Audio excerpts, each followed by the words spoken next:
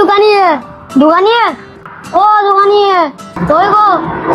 দোকানি নাই মনে হচ্ছে।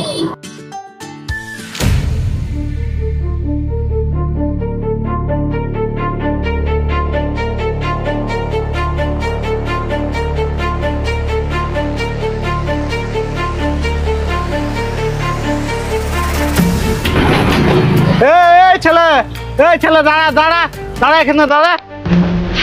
তুই যে দোকান থেকে মালগুলো নিয়ে আসছিস, টাকা দিয়েছিস? কাকে বলে নিয়ে এলি তুই? না কাকু, এটা দোকানে ছিল না, এটা রাস্তায় পড়েছিল, তার জন্য আমি নিয়ে এলাম। দোকানে মাল রাস্তায় পড়ে থাকবে, তুই আমাকে শেখাচ্ছিস? তুই এটা চুরি করে নিয়ে এসছিস? না গো কাকু, আমি সত্যি বলছি, এটা রাস্তায় পড়েছিল, আমি চুরি করি না। চুরি করে আমার বড় বড় কথা এসব শিখেছিস নাকি? দেখে তো মনে হয় ভদ্র ঘরের ছেলে, চুরি করতে লজ্জা লাগে না? না কাকু, সত্যি বলছি, আমি চুরি করিনি। এই দোকানের সামনে পড়েছিল বলে আমি নিলাম। কাকিমা কাকিমা কাকিমা, কি হলো? কি ওরকম করে হাঁপাচ্ছিস কেন? কাকিমা এই ভালো লোকগুলো না।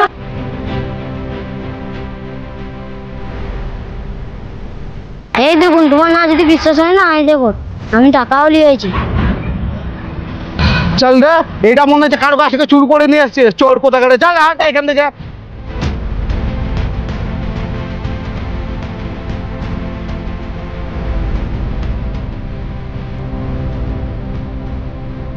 কিরে, তোকে আমরা এই শিক্ষা দিয়েছি?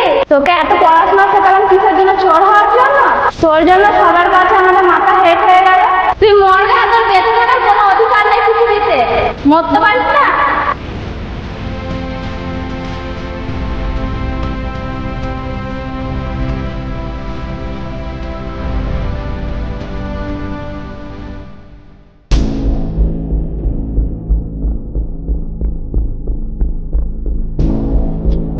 বাবু,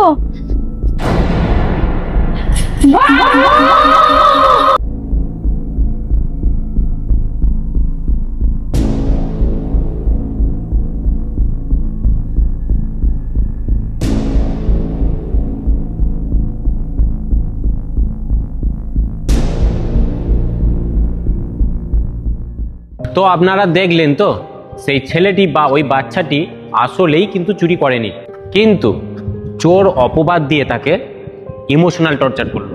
আর আসল সত্যটা না জানার এবং না বোঝার কারণে ওই শিশুটার জীবন চলে গেল। তাহলে আপনি বুঝছেন তো, একটি ছোট্ট শিশুরও মান সম্মান ইমোশন সবই থাকে। তাকে আমরা সবার সামনে কখনোই যা মন তাই বলতে পারি না। ইনফ্যাক্ট সবার সামনে কেন, সবার আড়ালেও বলা উচিত না। আচ্ছা, আমরা এতটা হিংস্র হয়ে যাচ্ছি কেন? এতটা নিষ্ঠুর হয়ে যাচ্ছি কেন? এতটা অমানুষ কি করে হতে পারি? কেন আমরা কি পারি না সবার সাথে ভালো ব্যবহার করতে, তাকে পরের মতো না ভাবতে, তার সাথে বুঝিয়ে কথা বলতে, ভালোবেসে কথা বলতে? কেন? সেও তো মানুষ, কারো ভাই, কারো ছেলে, কারো দাদা, আর সে কেউটা আমি বা আপনি, তাই না? কি ঠিক বললাম তো?